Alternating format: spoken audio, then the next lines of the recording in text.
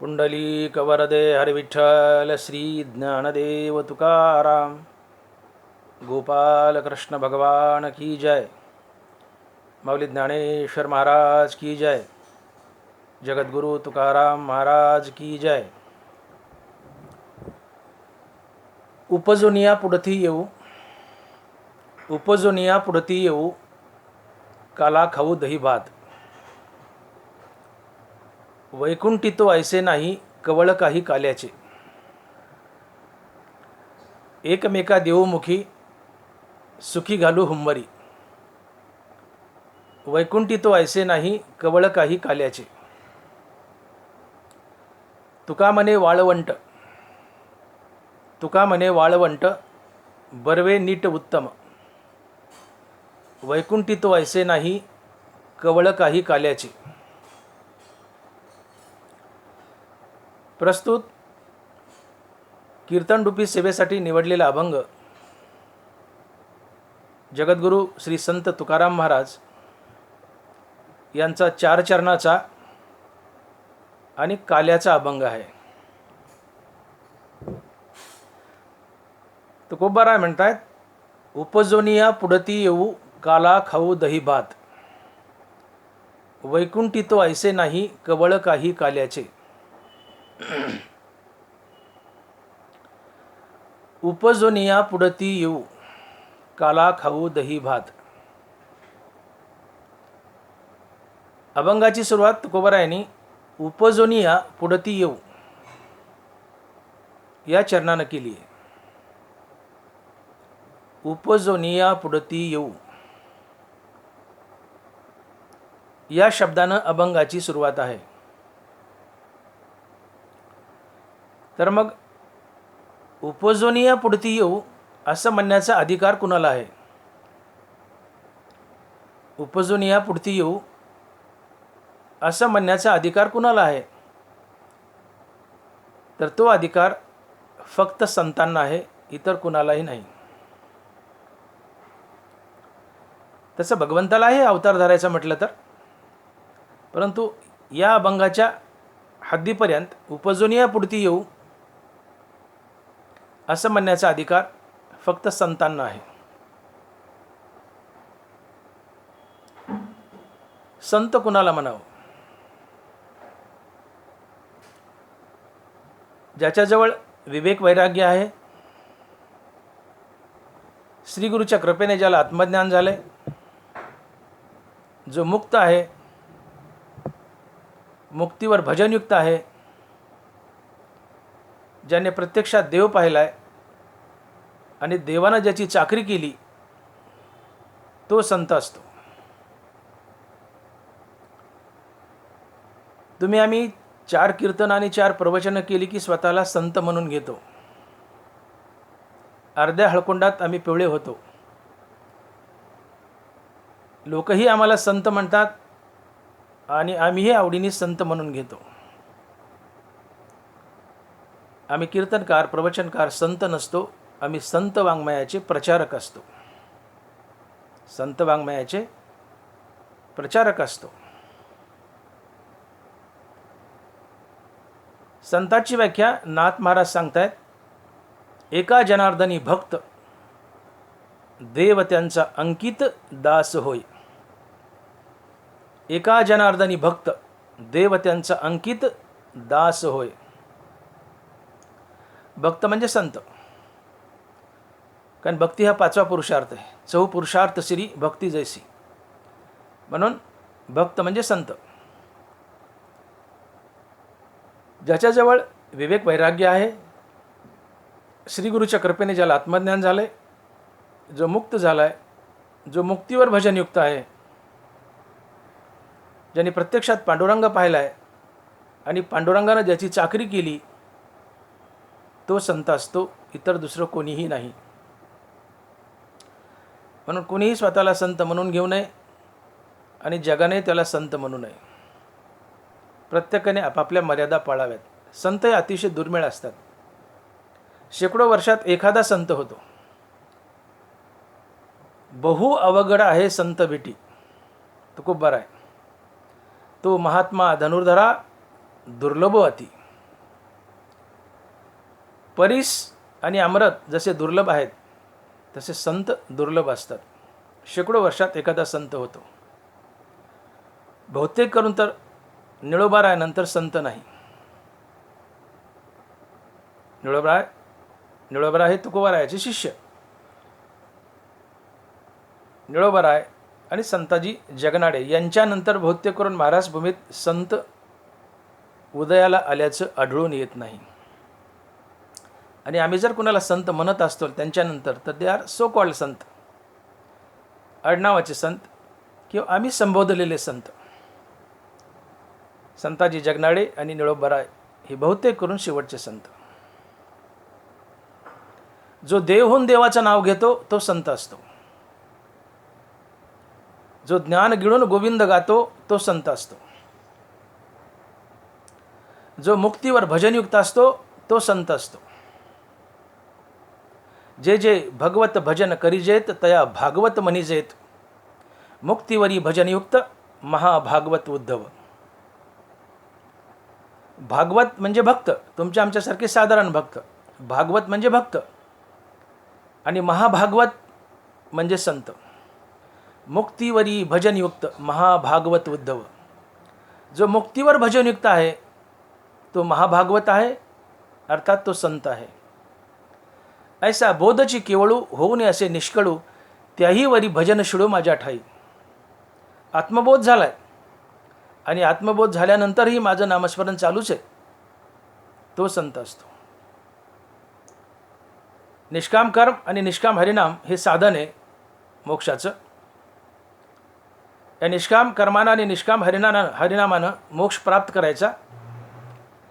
आणि मोक्ष प्राप्त झाल्यानंतरही निष्काम कर्म आणि निष्काम हरिनाम टाकून द्यायचं नाही, त्याला ओराशी घट्ट पकडून ठेवायचं आणि मुक्तीवर भजनयुक्त बनायचं आणि निष्काम कर्मही चालूच ठेवायचे. त्याला संत म्हणतात.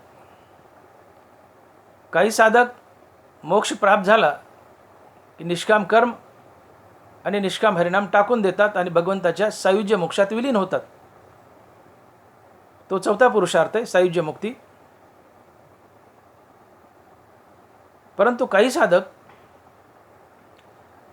ज्या निष्काम कर्मानं आणि निष्काम हरिनामानं मुक्ती मिळवली, मुक्ती मिळाल्यानंतरही निष्काम कर्म आणि निष्काम हरिनाम टाकून देत नाहीत. मुक्ती मिळाल्यावरही निष्काम कर्म आणि निष्काम हरिनाम चालूच ठेवतात, ते संत असतात. आणि यालाच नाथ महाराज म्हणतात मुक्तीवरी भजनयुक्त महाभागवत उद्धव. आणि म्हणून संतांची व्याख्या करताना नाथ महाराजांनी केली की जो ज्याच्याजवळ विवेक वैराग्य आहे, श्रीगुरूच्या कृपेने आत्मज्ञान आहे, जो मुक्त झाला आहे, जो मुक्तीवर भजनयुक्त आहे, ज्याने प्रत्यक्षात पांडुरंग पाहिला आहे आणि पांडुरंगाने ज्याची चाकरी केली, तो संत असतो. अर्थात जो देव होऊन देवाचं नाव घेतो तोच संत असतो, इतर दुसरं कोणीही नाही. आणि हा संत अर्थात हे संतपद हा पाचवा पुरुषार्थ आहे. याला ज्ञानोबराय भक्ती म्हणतात. संत पदाला ज्ञानोबराय भक्ती म्हणतायत. आणि माऊली लिहित आहेत की चहू पुरुषार्थ श्री भक्ती जैसी. धर्म अर्थ काम मोक्ष हे चार पुरुषार्थ, यातला चौथा पुरुषार्थ आहे मोक्ष. पण ज्ञानोबरायांनी या मोक्षाच्या माथ्यावर पाय ठेवला आणि पाचवा पुरुषार्थ सांगितला आणि ती आहे भक्ती अर्थात संतपद. चहू पुरुषार्थ श्री भक्ती जैसी. मग जो साधक मोक्ष मिळून अर्थात सायुज्य मोक्ष मिळून भगवंताच्या आत्मस्वरूपात विलीन झालाय, तो मुक्त असतो, अर्थात तो चौथा पुरुषार्थ असतो. आणि अशा सायुज्यात विलीन झालेल्या मुक्त पुरुषाला, महात्म्याला पुन्हा जन्म मरण नसतं. त्याच्या मागचा जन्म मरणाचा फेरा कायमचा संपतो. तुम्ही जर सायुज्य मुक्ती स्वीकारली तर तुम्हाला स्वइच्छेने पुन्हा जन्म धरता येत नाही, कारण तुमच्या मागचा जन्म मरणाचा फेरा संपला. पाण्याचा एक थेंब समुद्रात पडला, तो थेंब समुद्रात झाला. तुम्ही भगवंताच्या आत्मस्वरूपात विलीन झाले, तुम्ही आत्मस्वरूपच झाले. आता तुम्हाला जन्ममरण नाही, कारण तुम्ही भगवंत झाले. भगवंताला जन्ममरण नसतं. म्हणून सायुज्यात विलीन झालेल्या महात्म्याला जन्ममरण नाही आणि स्वइच्छेने मानव देह धरता येत नाही. जर तो सायुज्यात विलीन झाला तर, अर्थात चौथा पुरुषार्थ मुक्ती स्वीकारली तर. म्हणून ज्यावेळेस साधक अर्थात भक्त मोक्षाच्या उंबरठ्यावर उभा असतो, त्यावेळेस भगवंत अशा साधकाच्या पुढे 2 पर्याय ठेवतात आणि भगवंत विचारतात, हे 2 ऑप्शन ठेवतात, 2 पर्याय ठेवतात की यातलं तुला काय हवंय. ज्ञानोबा लिहित आहेत की आपण पे विन एक ते तैसेची सुख साजूक, सब प्रेमळा लागी देख ठेविले जतून, जया माझ्या सायुज्याची चाड, तयाचे तेच पूर्वी मी कोड, का सेवा म्हणते तरी आड प्रेम सुये. हे 2 पर्याय भगवंत साधकाच्या पुढे ठेवतात आणि त्याला विचारतात की तुला सायुज्य मोक्ष हवाय का माझं प्रेम हवंय, माझी भक्ती हवी आहे. भक्त जर म्हणाला की मला सायुज्य मोक्ष हवाय, तर भगवंत त्याला चौथा पुरुषात सायुज्य मोक्ष देतात आणि आत्मस्वरूपात विलीन करतात, तो मुक्त होतो. पण जो साधक, जो भक्त म्हणतो की देवा मला तुझा सायुज्य मोक्ष नको, मला तुझी भक्ती हवी आहे, तर अशा पुरुषाला भगवंत ही भक्ती देतात, अर्थात 5वा पुरुषार्थ देतात. आणि याला ज्ञानोबा म्हणतात चहू पुरुषार्थ श्री भक्ती जैसी. हा 5वा पुरुषार्थ असतो आणि ती भक्ती असते, अर्थात तो महात्मा संत असतो. आणि म्हणून जो मुक्त होतो आणि मुक्त होऊन मोक्षाचा धिक्कार करतो आणि मुक्तीवरही भजनयुक्त होतो, तो संत असतो, तो भक्त असतो आणि तो 5वा पुरुषार्थ असतो. आणि अशा संताला उपजून या पुढती येऊ असं म्हणण्याचा अधिकार असतो. कारण संतांनी मोक्षपद तुच्छ याच करता केलंय की आम्हाला प्रत्येक युगात देवा अवतार धरायचा, जन्म धरायचा मनुष्याचा. मोक्षपद तुच्छ केले या कारणे आम्हा जन्म घेणे युगायुगी. मोक्षसुखा हनुला था, मोक्षाचे आमाशी नाही अवघड, तो असे उघड गाठोडीत. तुकोबार आहे. महाराज म्हणतात मोक्षाचं आम्हाला अवघड नाही, आम्ही गठोड्यात बांधलाय म्हणले. मोक्षाची सोडी बांधी करी की जळाचे परी तळवटू घे. आम्ही मोक्षाचं गाठोडं बांधतोही आणि सोडतोही आणि उदार अंतकरणानं जे पात्र आहेत त्यांना मोक्ष देतोही. आम्ही मोक्षाचे व्यापारी आहेत देवा, आम्हाला मोक्षाचं अवघड नाही आहे. हो, भोग मोक्ष बापुडी तेजिली कुळे, या मोक्षाला बापुड म्हटलंय, किविलवानं म्हटलंय. स्वर्ग नरक या वाटा चोराची, स्वर्ग नरक चोराच्या वाटा आहेत, मोक्ष बापुड आहे, किविलवान आहे. देवा आम्हाला तुझा मोक्ष नको, आम्हाला मुक्त तर व्हायचेच. मुक्त झाल्याशिवाय संत बनता येत नाही. तुम्हाला मोक्षपद स्वीकारावंच लागतं, स्वीकारून त्यागावं लागतं, तेव्हा तुम्ही संत होतात. तुम्ही मोक्षापर्यंत गेले नाही संत झाले असं म्हणताच येत नाही. म्हणून मी म्हटलं की मुक्तीवरी भजनयुक्त. मोक्ष तर घ्यावं, हे बेसिक आहे. मोक्ष तर घ्यावाच लागतो, तिथपर्यंत जावंच लागतं, प्राप्त करावाच लागतो. पण प्राप्त करून त्याज्यायचा, मोक्ष मिळवायचा आणि टाकायचा आणि भक्त बनायचं, संत बनायचं, हा 5वा पुरुषार्थ असतो. आणि म्हणून मोक्षपद तुच्छ केले या कारणे आम्हा जन्म घेणे युगायुगी. भगवंता तुझं मोक्ष, तुझ्या मोक्षाचा मी धिक्कार करतो, मला तुझा मोक्ष नको. का नको? तर मी जर मोक्ष प्राप्त केला किंवा मोक्ष जर घेतला, स्वीकारला, तर मी तुझ्या सायुज्यात विलीन होईल. जन्ममरणाचा फेरा माझ्या मागचा चुकेल कायमचा, परंतु मला स्वइच्छेने पुन्हा मानवदेह धरता येणार नाही आणि मला हे नको आहे.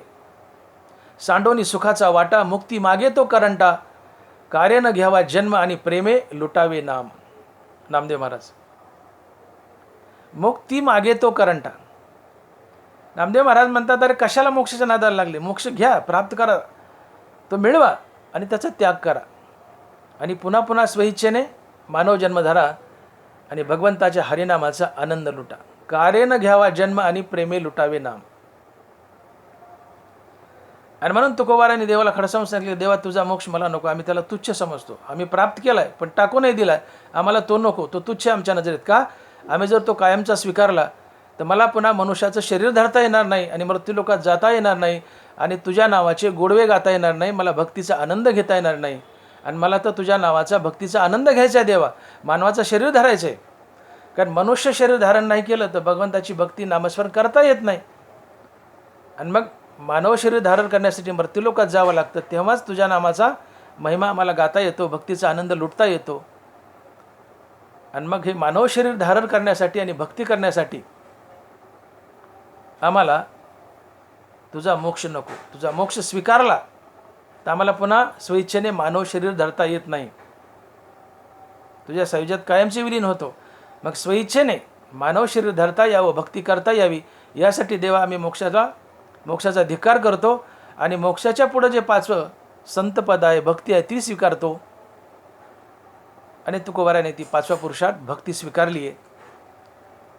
आणि असा भक्त, असा संत अधिकारी पुरुष असतो, तो अधिकारानं म्हणू शकतो की उपजोनिया पुढती येऊ. अशा संत महात्म्याला अधिकार असतो म्हणण्याचा की उपजोनिया पुढती येऊ. शिवाय तुकोबारा बोलले की हेची व्हावी माझी आस, जन्मजन्मी तुझा दास. आस म्हणजे इच्छा, वासना. मरताना जी वासना असते तसा पुढचा जन्म मिळतो. आणि मरणी जया जे आठवे तो तेची गती ते पावे, म्हणून सदा स्मरावे मातेची तुवा. आयुष्यभर तुम्ही ज्या वस्तूवर सर्वात जास्त प्रेम केलंय, मरण समय तीच वस्तू चित्तात येऊन उभी राहते आणि पुढच्या जन्मी तुम्ही ती वस्तू बनता. आणि मग असा जर नियम असेल, उदाहरणार्थ तुम्ही मुलावर प्रेम केलं, मुलगा चित्तात येईल, पुढच्या जन्मी तुम्ही माणूस व्हाल. बैलावर प्रेम केलं, मरताना बैल चित्तात येईल, पुढच्या जन्मात बैल व्हाल. अनेक उदाहरणं आहेत. आयुष्यभर ज्याच्यावर प्रेम केलं, मरताना ती वस्तू चित्तात येईल आणि त्या वस्तूच्या तुम्ही जन्माला जाल. मग आयुष्यभर जर रामावर प्रेम केलं आणि एक वासना ठेवली की जन्मोजन्मी तुझा दास, मला जन्मोजन्मी तुझा दास व्हायचे देवा, पुन्हा पुन्हा जन्म घ्यायचेत आणि तुझा दास व्हायचे, तुझी भक्ती करायची, ही जर वासना ठेवली मरताना, हेची व्हावी माझी आस, जन्मजन्मी तुझा दास. आयुष्यभर रामनामावर प्रेम केले, परंतु वासना एक ठेवली की मला रामात विलीन व्हायचं नाही, जन्मजन्मी तुझा दास, पुन्हा जन्म धरायचे तर तुझा दास व्हायचा आहे. आणि मग जन्म घेणे लागे वासनेच्या संगे. मग वासना आहे तसा जन्म आहे, तर तुकोबाराची वासना आहे की जन्मजन्मी तुझा दास. मग तुकोबाराने देह सोडताना किंवा वैकुंठ गमनाच्या वेळेस वासना ठेवली होती की जन्मजन्मी तुझा दास, आणि जशी वासना आहे तसा जन्म आहे. आणि मग तुकोबाराची वासना आहे की जन्मजन्मी तुझा दास, तर या अधिकारानं सुद्धा तुकोबारा उपजून या पुढती येऊ म्हणू शकतात. संत म्हणू शकतो की उपजून या पुढती येऊ. आणि मरताना वासना जर ठेवली की मला पुन्हा पुन्हा तुझा दास व्हायचा आहे, मनुष्य व्हायचं आणि तुझा दास व्हायचा आहे, आयुष्यभर रामनाम घोकले पण वासना ठेवली तुझ्या सायुज्यात विलीन व्हायचं नाही, मोक्ष नको, मुक्तीवर भजनयुक्त व्हायचे, पुन्हा पुन्हा मानव देह धरायचा आहे, तुझा दास व्हायचे, तुझं भजन करायचे, नाम घ्यायचे, ही वासना आहे तुम्हाला स्वेच्छेने मनुष्य जन्माला घालण्यासाठी मदत करते. म्हणून हेची व्हावी माझी आस, जन्मजन्मी तुझा दास. आणि म्हणून असा तुकोबारासारखा महात्माच म्हणू शकतो किंवा तुकोबाराच्या तुडीचे जे महात्मे संत आहेत तेच म्हणू शकतात की उपजोनिया पुढती येऊ. आणि म्हणून देवाकडून तुकोबाराने मागणं मागून घेतले. तुकोबारा बोलले का अभंगात की देवाचे अवतार तुका त्याचे बरोबर, देवाचे अवतार तुका त्याचे बरोबर. देवाच्या प्रत्येक अवतारात तुकाराम महाराज संत म्हणून येत होते. देवाकडून बांधून घेतलं होतं तुकोबारायाने. बघा, देवाच्या नरसिंह अवतारात तुकाराम महाराज प्रल्हाद होते. देवाच्या राम अवतारात तुकोबाराय अंगद होते. देवाच्या कृष्ण अवतारात तुकाराम महाराज उद्धव होते. देवाच्या पांडुरंग अवतारात तुकाराम महाराज नामदेव महाराज होते. 16व्या शतकात तुकाराम महाराज स्वतंत्र तुकाराम महाराज म्हणून आले. आणि कल्की अवतारात तुकोबारा आता काय बनवून येतात ते पुढे आपल्याला पाहायला मिळेल, आज काही सांगता येत नाही. तात्पर्य देवाच्या प्रत्येक अवतारात, भगवान विष्णूच्या प्रत्येक अवतारात तुकोबाराय संत संत म्हणून येत होते.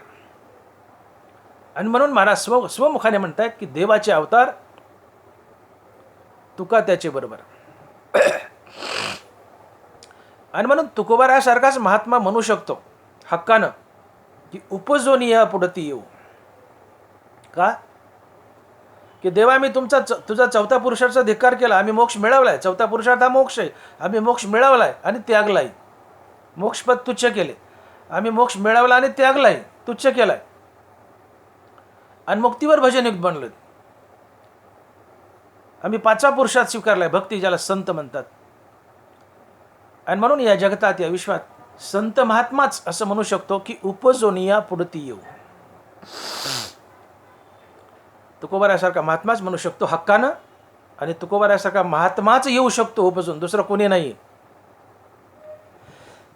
पण तुकोबारा म्हणतात उपजोनिया पुढती येऊ. का बरं? ठीक आहे, आपण अधिकार पाहिला की कोण अधिकारी पुरुष की उपजोनिया पुढती येऊ असं म्हणू शकतो, आपण पाहिलं. तर आपण यातून निष्कर्ष काढला की तुकोबारासारखा महान संत किंवा तुकोबाराच्या तुडीचा कोणताही संत म्हणू शकतो की उपजोनिया पुढती येऊ. का ते आपण कारण पाहिलं. तुकोबारा म्हणतात उपजोनिया पुढती येऊ. का बरं? तुकोबाराला उपजून अर्थात मानव देह धरून पुन्हा मृत्यू लोकात काय यावंसं वाटतं. तुकोबारा आहे फक्त तुकोबारासारखा महात्माच म्हणू शकतो की उपजोनिया पुढती येऊ. तर तुकोबारासारखा महात्मा का म्हणतो उपजोनिया पुढती येऊ, तर याचं उत्तर तुकोबारा अभंगाच्या पहिल्या चरणात देतात. आणि महाराज लिहित आहेत की उपजोनिया पुढती येऊ काला खाऊ दही भात. उपजोनिया पुढती येऊ कशा करता, तर काला खाऊ दही भात. महाराज म्हणतात की मला उपजून अर्थात मानव देह धारण करून मृत्यूलोकात यायचे. कशा करता, तर काला खाण्याकरता. काला खाऊ दही भात. आता काला या शब्दाचा नेमका अर्थ काय होतो? काला म्हणजे नेमकं काय? काला या शब्दाचे प्रत्येकाने आपापल्या परीने वेगवेगळे अर्थ केलेत. काला म्हणजे कुणी म्हणतं जीव ब्रह्माचं ऐक्य, काला म्हणजे कुणी म्हणतं हरिनामाचा खिचडी काला, काला म्हणजे कुणी म्हणतं भक्तिरस, ब्रह्मरस, अर्थात अति आवडीने भगवंताचं नामचिंतन करणं. असे काल्याचे अनेक अर्थ निघतात. प्रत्येकानं आपल्या आपल्या परीने काढलेत आणि निघतातही. आता पहिला अर्थ आपण पाहिला की काला म्हणजे जीव ब्रह्म ऐक्य. काल्याने जीव ब्रह्म ऐक्य होतं. बरं, जीव ब्रह्म ऐक्य व्हावं लागतं का मूळचंच आहे? मूळचंच आहे, होण्याची गरज नाही. नरबरा बोलतात की तीवीची अहम भाव जाये ऐक्य ते आधीचे आहे, हेची साच जेत होय तो आधी यज्ञुमी. नरबराची ओवी आहे का? तीवीची अहम भाव जाये ऐक्य ते आधीचे आहे, ऐक्य ते आधीचे आहे. जीव ब्रह्माचं ऐक्य मूळचंच आहे. मग जीव आणि देव, जीव आणि ब्रह्म यांचं मूळचंच ऐक्य आहे. तर बाद कशामुळे आला? तो अहंकारामुळं. मनुष्याचा जीव कसा तयार होतो? धनवाला सांगतात 13व्या अध्यायात, वाया मन हे नाव एरवी कल्पनाची सावेव, जयाचे निसंगे जीव दशा वस्तू. वस्तू म्हणजे ब्रह्म, परमात्मा. परमात्म्यात मन जाऊन मिसळलं की परमात्मा जीव बनतो. म्हणून परमात्मा अधिक मन बरोबर जीव, आणि मनात अहंकार वास करतो. म्हणून परमात्मा अधिक अहंकार बरोबर जीव. परमात्मा अधिक मन किंवा परमात्मा अधिक अहंकार, दोन्ही घेतलंच चालतंय. परमात्मा अधिक मन बरोबर जीव किंवा परमात्मा अधिक अहंकार बरोबर जीव. मग अखंड रामनामाने तुम्ही हा अहंकार जाळला. राम म्हणता काम क्रोधाचे धन होय अभिमान देशोधडी. रामनामानं तुम्ही, अखंड रामनामानं तुम्ही अहंकार जाळला. परमात्मा आणि मन या दोन्हीचं मिलन म्हणजे जीव आहे. अखंड रामनामानं तुम्ही हा अहंकार जाळला आणि अहंकार संपला. आता फक्त परमात्मा उरला. तुम्हीच परमात्मा झाले, तुम्हीच देव बनले. वेगळा देव प्राप्त करण्याची गरज नाही. मग जीव ब्रह्माचं ऐक्य मूळच आहे, पण त्यात भेद कशामुळे आला? अहंकारामुळं. महाराज बोलतात की हा परमात्माची परी दुसरा, अहंकार निद्रा निदसुरा, स्वप्नीचे ओर भरा संतोषेसिने. जीव हा परमात्माचा आहे, परंतु तो अहंकारात मिसळल्यामुळं जीव बनलाय. आणि हा अहंकार जाळला रामनामानं की खाली देव उरतो आणि तुम्हीच देव बनता. अर्थात जीव ब्रह्माचं ऐक्य मूळच आहे, पण जीव का बनला? तर परमात्मा अहंकारात मिसळला आहे. मग रामनामानं अहंकार जाळला की खाली देव उरतो आणि हा जीवच देव बनतो. किंबहुना हा जीव मूळचा देवच आहे. जीव ब्रह्माचं ऐक्य मूळच आहे, पण ब्रह्म अहंकारात मिसळल्यामुळे जीव झाले. हे अहंकार जाळल्यामुळे आता ते शुद्ध ब्रह्म राहिलं. आणि ब्रह्म इज इक्वल टू ब्रह्म, म्हणजे देव इज इक्वल टू देव. तुम्ही देव झाले. म्हणून अखंड रामनामानं तुमच्यात परमात्मा बी आहे आणि अहंकार बी आहे. रामनामानं हा अहंकार जाळला, खाली परमात्मा उरला, तुम्हीच परमात्मा बनले. हे ऐक्य मूळच आहे, पण अहंकारानं भेद आला. तर काल्यानं जीव ब्रह्माचं ऐक्य होतं असं म्हणण्यापेक्षा काल्यानं अहंकार जळतो आणि जीव ब्रह्मात विलीन होतो. कारण जीवात अहंकार मिसळला म्हणून जीव आहे. देव अधिक अहंकार बरोबर जीव. रामनामानं अहंकार जाळला, संपला, आता खाली देवच उरला. है ना? देव अधिक अहंकार बरोबर जीव. रामनामानं अहंकार जाळला, अहंकार संपला, आता देवच उरला. हा देव आणि तो देव, देव इज इक्वल टू देव. म्हणजे जीव देवच आहे, पण अहंकारामुळे भेद आला आहे. तर जीव ब्रह्माचं ऐक्य होतं, म्हणजे काल्यानं अहंकार जळतो आणि जीव ब्रह्मात विलीन होतो. नवे नवे मूळचा जीव ब्रह्मच असतो, देवच असतो. असा एक अर्थ होतो काल्याचा. जीव ब्रह्माचं ऐक्य आहे, मूळचंच आहे. अहंकारामुळे नडलं, तो काल्यामुळं अहंकार जळतो, नाहीसा होतो आणि जीव ब्रह्माचं ऐक्य साधतं, परंतु ते मूळचंच आहे. हरिनामाचा खिचडी काला. अनेक पदार्थ खिचडीला एकत्र टाकले, अनेक पदार्थ एकत्र केले, तांदळासोबत पाण्यासोबत त्यांची खिचडी होते, ते एक जीव होतात. तसं नामस्मरणाने जीव भगवंताशी एकरूप होतो. ही हरिनामाची खिचडी आहे. तृण अग्निमेळे समरस झाले, त्याचे नामे केले जपता हरी. अग्नीमध्ये लाकडं टाकले किंवा गवत टाकलं, ते लाकडं आणि गवत काय होतं? अग्नीच होतात. अग्नीत काही टाका, ते अग्नीच होते. गवत तृण अग्निमेळे, गवत अग्नीत टाकलं, गवत अग्नी झालं. तुम्ही रामनाम घेतलं, तुम्ही रामच झाले. तसे नामे केले जपता हरी. हा हरिनामाचा खिचडी काल आहे. अनेक पदार्थ एकत्रित आणून खिचडी बनली, ते एक जीव झाले. तुम्ही हरिनाम घेतलं, हरीशी एक जीव झाले. हरिनामाचा खिचडी काला. तिसरा अर्थ कला म्हणजे भक्ती, भक्तिरस, ब्रह्मरस, नामस्मरण. आणि हाच अर्थ मला खरा वाटतो आणि या अभंगात हेच अपेक्षित आहे. अन्यथा तुकोबरायासारखा महात्मा जे अगोदरच मुक्त आहेत, मुक्तीवर भजनयुक्त आहेत, आणि ते पुन्हा अवतार धरून मनुष्यलोकात मनुष्यरूपात यायलेत आणि काला खायला यायलेत, तर त्यांना कशाचा काला खायचा आहे? दही भाताचा काला खायचा आहे? बरं, शब्दशः दही भाताचा अर्थ धरला तर ते काही दही भाताला आसुसलेले नाहीत. दही भाताचा खाला खायला येणार नाही. त्यांनी पहिला खाल्ला ना, आताही गरज नाही. त्यांची वासना संपलेली होती. म्हणजे खरा दही भाताचा खाला खायला येत नाहीत. बरं, दही भाताचा खाला किंवा काल्याला जीवब्रह्म ऐक्य म्हणावं तर तुकोबारायचं जीवब्रह्म ऐक्य पहिलेच झालेलं आहे. ते मुक्तीवर भजनयुक्त आहेत. मग जीवब्रह्म ऐक्यासाठी पण येत नाहीत, कारण ते मूळचेच त्यांचं जीवब्रह्म ऐक्य झालेलंच आहे, मुक्त आहेत ते. आणि मग तुकोबाराय उपजून या पुढती येऊ काला खाऊ दही भात असं जे म्हणतायत, तर याचा स्पष्ट अर्थ होतो की तुकोबारायांना मनुष्य देह धारण करून मृत्यूलोकात यायचे आणि भगवंताच्या नामाचा आनंद लुटायचा. काला खाऊ दहीभात याचा स्पष्ट अर्थ होतो. याला फाटे फोडायचीच गरज नाही.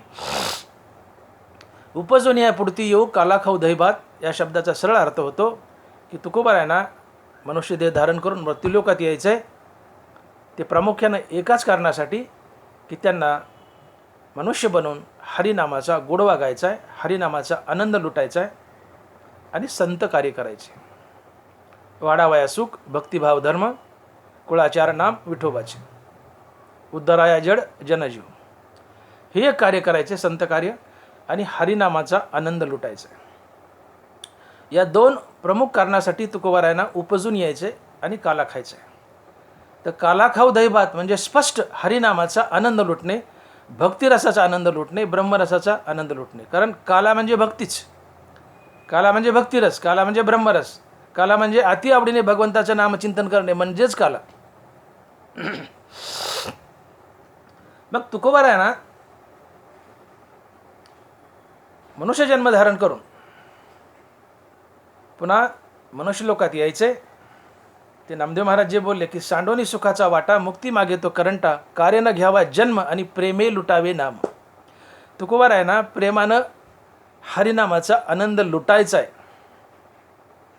यासाठी मनुष्य देह धारण करून ते मृत्यूलोकात आलेत आणि हाच हरिनामाचा खिचडी काला आहे किंवा हाच काला खाऊ दहीभात आहे. उपजून यापुढती येऊ काला खाऊ दहीभात. तुकोबारायांना हरिनामाचा आनंद लुटायचा आहे, हाच काला खाऊ दहीभात. हरिनाम याबद्दल बोलताना ज्ञानोबारायांनी या हरिनामाला एक विशेषण दिलं आहे. हरिनामाला ज्ञानोबाराय संभोग म्हणतायत. तुम्ही ज्ञानेश्वरीच्या 4थ्या अध्यायात बघा. ज्ञानोबाराय म्हणतायत जो मनाशी चाडण सांगे प्रकृतीचे केले नेघे जो श्रद्धेचेनी संभोगे सुखिया झाला. जो मनाशी चाडण सांगे प्रकृतीचे केले नेघे जो श्रद्धेचेनी संभोगे सुखिया झाला. जो श्रद्धेचेनी संभोगे सुखिया झाला. श्रद्धा कशाला म्हणावं? नाथ महाराज भागवतात श्रद्धेची व्याख्या सांगतात. महाराज लिहित आहेत की माझ्या नामाची अति आवडी तया नाव श्रद्धा रोकडी. माझ्या नामाची अति आवडी तया नाव श्रद्धा रोकडी. भगवंताच्या नामाची अतिशय आवड याला श्रद्धा म्हणतात. अर्थात सोप्या भाषेत मुखानं भगवंताचं नाम घेत राहणं ही श्रद्धा आहे. नामस्मरण ही श्रद्धा आहे. आणि या नामस्मरणाला या श्रद्धेला ज्ञानोबाराय संभोग म्हणतात. भोग आणि संभोग यात थोडा फरक आहे. तुम्ही गुलाबजामुन खाल्ले, हा भोग आहे. कारण जी वस्तू भोगली, खाल्ली, भोगली त्या वस्तूने तुम्हाला एकट्यालाच आनंद दिलाय, तो भोग असतो. एक वस्तू खाल्ली, भोगली आणि एका वेळेस त्या व्यक्तीला एकट्यालाच आनंद झालाय, हा भोग असतो. परंतु एक वस्तू खाल्ली किंवा भोगली आणि त्या एकाच वस्तूने एकाच वेळी दोन व्यक्तीला आनंद होतो, तो संभोग असतो. आणि या हरिनामाला ज्ञानोबाराय संभोग म्हणतात. तुम्ही गुलाबजामुन खाल्ले, गुलाबजामुनी तुम्हाला एकट्याला आनंद झाला. परंतु तुम्ही तुमच्या पत्नीसोबत भोग घेतला, तुम्ही तुमच्या पत्नीसोबत मिलन केलं, त्या मिलनाने एकाच वेळी तुम्हाला आणि तुमच्या पत्नीला आनंद झाला, हा संभोग असतो. माझं वाक्य पुन्हा ऐका. तुम्ही गुलाबजामुन खाल्ले, गुलाबजामुनी तुम्हाला एकट्याला आनंद झाला, हा भोग आहे. परंतु पत्नीशी मिलन केलं, या मिलनाने एकाच वेळी एकाच भोगानं दोघालाही आनंद झाला, हा संभोग असतो. तसं हरिनाम हे संभोग आहे. भक्तानं हरिनाम घेतलं तर हरिनामानं भक्ताला तर आनंद होतोच, परंतु तितकाच आनंद देवालाही होतो. आणि म्हणून हरिनामाला ज्ञानोबाराय संभोग म्हणतात. एका वस्तूनं एका वेळी एकाच व्यक्तीला आनंद देणं हा भोग. परंतु एकाच वस्तूनं एकाच वेळी दोन व्यक्तीला आनंद देणं हा संभोग. हरिनाम हा संभोग आहे का? तर संतानं किंवा कुणीही हरिनाम घेतलं तर हरिनामानं त्या व्यक्तीला आनंद होतोच, परंतु त्या व्यक्तीला जेवढा आनंद झाला आहे तेवढाच आनंद देवालाही होतो. इथं काय झालं? एकाच हरिनामानं भक्त आणि देव दोघंही सुखावलेत आणि म्हणून हरिनाम संभोग आहे. आणि म्हणून ज्ञानोबा बोलतात की श्रद्धेचेनी संभोगे सुखिया झाला. जो मनासी चाडण सांगे प्रकृतीचे केले नेगे श्रद्धेचेनी संभोगे सुखिया झाला. ज्ञानोबा. तर तुकोबाराला काला खायचा आहे मृत्यूलोकात येऊन, काला खाऊ दही भात. तर तुकोबाराला जो काला खायचा आहे याचा अर्थ तुकोबाराला हरिनामाचा आनंद लुटायचा आहे, स्वतःला आनंदी व्हायचे आणि देवालाही आनंदी करायचे, कारण हरिनाम संभोग आहे. तुकोबाराला हरिनामाचा आनंद घ्यायचा आहे, हरिनामाची मजा लुटायची आहे. पण तुकोबाराला हरिनामाची जेवढी मजा वाटली, जेवढा आनंद वाटला तेवढाच आनंद देवालाही द्यायचा आहे, कारण हरिनाम संभोग आहे. आणि म्हणून संत स्वेच्छेने अवतार धरून उपजून या पुरती येतात आणि मनसोक्त हरिनामाचा आनंद लुटतात आणि हरिनाम घेऊन देवालाही आनंदी बनवतात. आणि म्हणून संत हे भगवंताचे सर्वात प्रिय असतात, कारण देवालाही आनंद हवा आहे, देवालाही आनंद हवा आहे. आणि म्हणून वेडा झाला लालचावला भक्तीशी. देवाला आनंद होतो तो फक्त भक्तीने, त्याच्या नावानं. तो स्वतःचं नाव घेत नाही, कारण तुझ्या नामाचा महिमा तुझं नकळे मेघश्यामा. तुका म्हणे आम्हा जन्म गोड यासाठी. देवा साखरेची गोडी साखरेला काय कळेल? देवा तुझ्या नावाची गोडी तुला काय कळेल? तुझ्या नावाची गोडी आम्हाला कळेल. तुझ्या नामाचा महिमा तुझं न कळे मेघश्यामा. देवा तुझ्या नामाचा महिमा तुला कळू शकत नाही, तू आम्हाला कळतो. आणि म्हणून आम्हाला मनुष्यजन्म गोड आहे, तुला कळत नाही. आणि मग जो मनुष्य स्वतः भगवंताचं नाम घेतो तो तर आनंदी होतोच, तर त्या माणसाला जेवढा आनंद झाला आहे नामाने तितकाच आनंद देवालाही होतो. हा नामस्मरणातून घडलेला संभोग असतो. आणि म्हणून जो संत देवाच्या नावाने आनंदी होतो त्याच नावानं तो संत देवालाही तितकंच आनंदी बनवतो. आणि देवाला जो आनंदी बनवतो ती व्यक्ती देवाची सर्वात प्रिय असते. आणि म्हणून संत भगवंताचे सर्वात प्रिय असतात.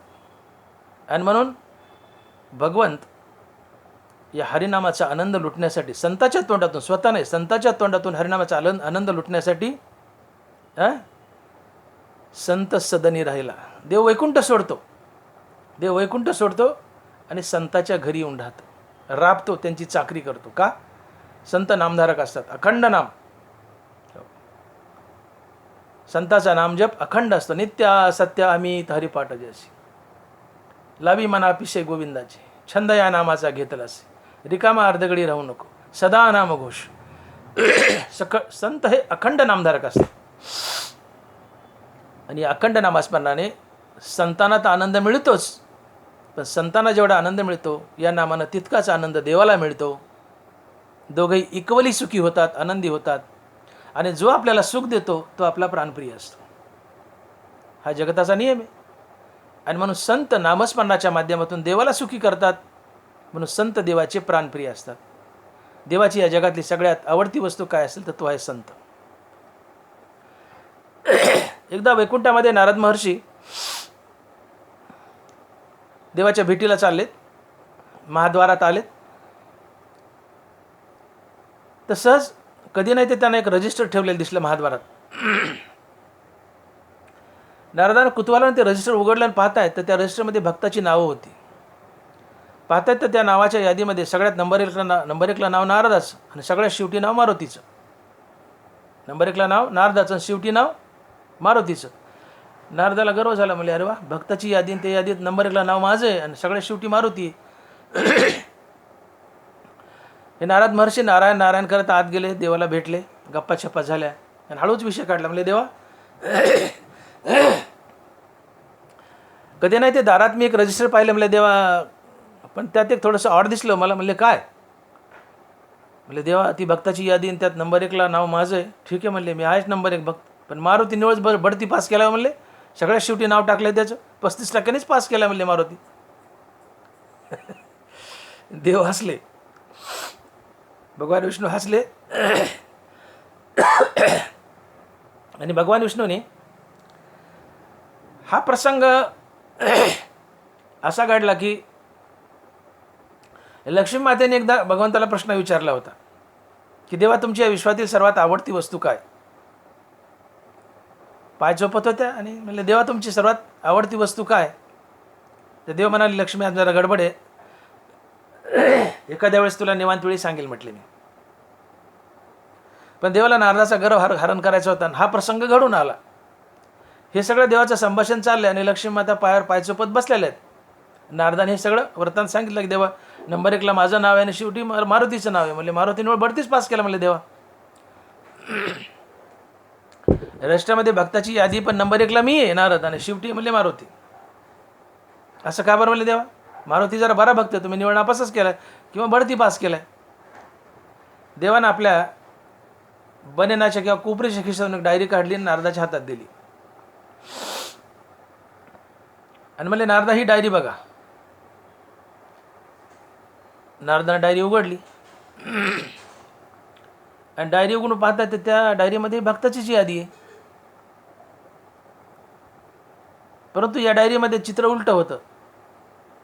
डायरीमध्ये नंबर 1ला नाव होतं मारुतीचं आणि शेवटी नाव होतं नारदाचं. बाहेरचे रजिस्टर, आतली डायरी दोन्ही भक्ताच्या याद्या. बाहेरच्या रजिस्टरमध्ये नारद नंबर 1ला, मारुती शेवटीला. पण डायरीमध्ये मारुती नंबर 1ला आणि नारद शेवटीला. म्हणले देवा, असं कसं काय उलटं?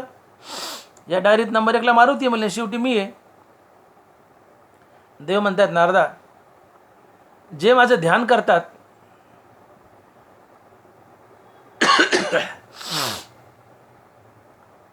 त्यांचं नाव त्या बाहेरच्या रजिस्टरमध्ये. नारदा, जे माझं ध्यान करतात त्यांची नावे त्या बाहेरच्या रजिस्टरमध्ये आहेत. परंतु मी ज्याचं ध्यान करतो त्यांची नावं या डायरीत आहेत आणि त्यात नंबर 1ला माझा मारुती आहे. तयाचे करू आम्ही ध्यान, तू आमुचे देवता अर्चन, किंबहुना समाधान तो मिळते. तयाचे करू आम्ही ध्यान. आणि नारदा, तू माझं ध्यान करतो यात काय नवले? म्हणले, मी तुझं ध्यान करावं यात नवले. जे माझं ध्यान करतात त्यांची नावं त्या बाहेरच्या रजिस्टरमध्ये आहेत. जे माझं ध्यान करतात त्यांची नावं त्या बाहेरच्या रजिस्टरमध्ये आहेत. परंतु मी ज्याचं ध्यान करतो त्यांची नावं या डायरीत आहेत आणि त्यात नंबर 1ला माझा मारुती आहे. नारदाचा चेहरा खरखर खरखर उतरला. नारद निघून गेले. नारदाचा गर्वहरण झाला की भक्ताच्या यादीत नंबर 1ला मारुती आणि सगळ्यात शेवटी नारद आहे म्हणले. नारदाचा गर्वहरण झाला. नारद निघून गेले. परंतु हा सगळा प्रकार पायावर बसलेल्या लक्ष्मी माता पाहत होत्या आणि लक्ष्मी मातेला कळालं की देवाची या विश्वातील सर्वात आवडती वस्तू जर काय असेल तर ती आहे संत. कारण मारुती संत होते, मारुतीला संत होते. देवाची या विश्वातील सर्वात आवडती वस्तू आहे संत. कारण लक्ष्मीने प्रश्न केला होता की देवा, तुमची या विश्वातील आवडती वस्तू काय आहे? सर्वात आवडती वस्तू काय आहे? आता प्रत्येक बाईला वाटतं की आपल्या नवऱ्याची आवडती वस्तू आपणच आहेत. वाटतं, असलंच असं नाही आहे. लक्ष्मी आशा धरून बसली होती की देव म्हणतील, लक्ष्मी तू आवडती वस्तू आहे. बायकोला आवडो की नाही आवडो, पण बायकोला आशा असते की आपल्या नवऱ्याची सर्वात आवडती वस्तू जर काय असेल तर मी आहे, बायको आहे. पण देव म्हणाले मारुती. लक्ष्मी मातेच्या पटकन लक्षात आलं की भगवंताची या विश्वातील सर्वात आवडती वस्तू आहे संत. पण तरी अजूनही लक्ष्मीने आशा सोडली नाही. बरं, देवा म्हणले ठीक आहे, नंबर 1ला संत आहे तुमची आवडती वस्तू, नंबर 2ला काय हो? लक्ष्मीला वाटलं ते म्हणतील लक्ष्मी. अजून लक्ष्मीने आशा सोडली नाही. देव म्हणले लक्ष्मी, नंबर 1ची आवडती वस्तू आहे संत, नंबर 2ची आहे गीता ज्ञानेश्वरीचा वक्ता. गीता ज्ञानेश्वरीचा वक्ता. अर्जुन हा ठायवरी मी तया ते स्वे जिवारी, जो गीता अर्थाचे करी परगुणे संत. तैसा भूमंडळी आगवा आन न देखे पांडवा, जो गीता सांगे मिळावा भक्तजनांच्या. मी तसा माणूसच पाहिला नाही म्हणले पृथ्वीवर. कसा? की जो माझ्या भक्तजनाला गीतेची मेजवानी खाऊ घालतो. अर्थात जो वक्ता गीता ज्ञानेश्वरीची मेजवानी माझ्या भक्ताला खाऊ घालतो, अर्थात जो वक्ता गीता ज्ञानेश्वर प्रवचन करतो आणि माझ्या भक्ताला गीता ज्ञानेश्वरी सांगतो, तो वक्ता मला प्राणप्रिय आहे, त्याला मी माझ्या काळजात हृदयात बसायला जागा देतो. मी तयाते सुवे जेवारी, जो गीतार्थाचे करी परगुणे संत. तात्पर्य, गीता ज्ञानेश्वरीचा वक्ता हा भगवंताची नंबर 2ची आवडती वस्तू आहे. म्हणजे देवा आता तरी सांगा ना, तिसरा नंबर कोणाचा आहे? म्हणजे तिसरा नंबर लक्ष्मी तुझा आहे. लक्ष्मी तू आहे म्हणले तिसऱ्या नंबरला. म्हणले ठीक आहे देवा. तर देवाची या विश्वातील नंबर 1ची आवडती वस्तू आहे संत, नंबर 2ची आवडती वस्तू आहे गीता ज्ञानेश्वरीचा वक्ता, आणि नंबर 3ला लक्ष्मी. त्या बायकोला वाटतं नंबर 1ची आवडती मीच आहे, पण नंबर 3ला गेली ती. विनोदाचा भाग सोडा. भगवंताची या विश्वातील सर्वात आवडती वस्तू जर काय असेल तर तो आहे संत. का? तर संत भगवंताचं अखंड नामस्मरण करतात, आणि अखंड नामस्मरणाने संत तर स्वतः आनंदी आणि सुखी होतातच, पण याच नामस्मरणाने संत भगवंतालाही तितकाच आनंदी करतो जितका तो आनंदी झाला आहे. आणि म्हणून हरिनामाला ज्ञानोबराय संभोग म्हणतात. जो मनासी चाडण सांगे, प्रकृतीचे केले नेघे, जो श्रद्धेचे नि संभोगे सुखिया झाला. हरिनाम हे संभोगे. एक वस्तू खाल्ली, हो, त्या वस्तूनं एकट्याला आनंद झाला, परंतु एकाच वस्तूनं ज्या वेळेस 2 व्यक्तीला एका वेळेस आनंद होतो तो संभोग असतो. गुलाबजामुन खाल्ले, एकट्याला आनंद झाला, पण तो पत्नीशी मिलन केलं, एकाच गोष्टीने दोघालाही एकदाच आनंद झाला, म्हणून तो संभोग आहे. तसं हरिनामानं संतांना तर आनंद होतोच, पण हरिनामानं संतांना जेवढा आनंद झाला आहे तेवढाच आनंद देवालाही होतो, म्हणून हरिनाम हे संभोग आहे. आणि म्हणून तुकोबारायाचा मुख्य उद्देश जो आहे, उपजून या पुढती येऊ काला खाऊ दहीभात म्हणण्याचा, की मला जन्म धरून या मृत्यूलोकात यायचं आहे, मनुष्य म्हणून यायचं आहे, मला उपजून यायचं आहे मानवाचं शरीर धरून. का? भगवंताच्या नामाचे गोडवे लुटायचे, मला मुखानं भगवंताचं नाम घ्यायचं आहे, भगवंताच्या नामाचा आनंद लुटायचा आहे, भगवंताचं नाम घेऊन मला तर सुखी व्हायचं आहे, पण मी जेवढा सुखी होईल तितकंच मला देवालाही सुखी करायचं आहे. आणि म्हणून उपजून या पुढती येऊ काला खाऊ दहीभात. काला खाऊ दहीभात, तर याचा अर्थ काला म्हणजे